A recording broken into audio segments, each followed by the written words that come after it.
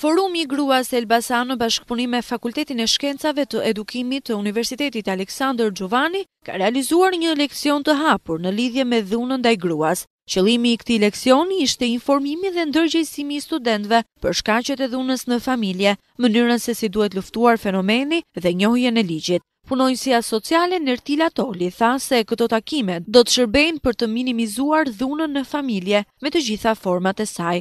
Toli theksoi se studentët kanë qenë mjaft të interesuar në diskutimet e tyre, duke sjellë edhe shembuj nga vendet ku jetojnë. Është një takim i cili mbart ndërgjegjësimin e të gjithë këtyre studentëve lidhur me dhunën në familje, me format e saj, me masat që kanë dhe me njohjen e ligjit. Kështu që duke synuar njohjen e legjislacionit, mendojmë sigurisht legjislacionin e masave ndaj dhunës.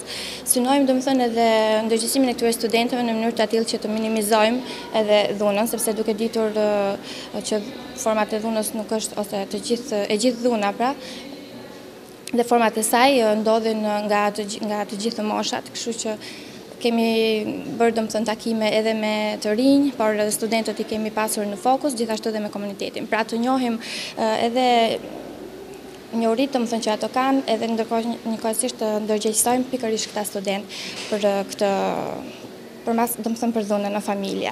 Vetë studentët vinë nga zona të ndryshme dhe kjo është një gjë mjaft e mirë. Diskutimi ka qenë vërtet shumë i frytshëm dhe i vrullshëm në aspektin e komunikimit pra ndaj ose bashkëbisedimit midis nesh, për vetë faktin sepse ato ndajnë eksperienca të zonave të tyre, disa janë nga zona të urbane në të cilat preket më shumë ose theksohet më shumë dhuna psikologjike që tashmë është vënë re.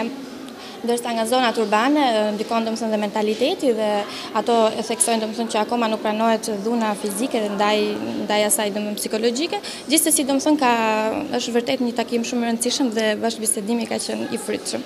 Dhuna në familje vazhdon të mbetet një fenomen problematik në shoqërinë shqiptare. Shkaqet e saj janë varfëria, tradhtia, por edhe probleme të ndryshme sociale. Zonat më të prekura janë ato rurale, për kohët e fundit edhe në zonat urbane, ky fenomen ka patur një rritje.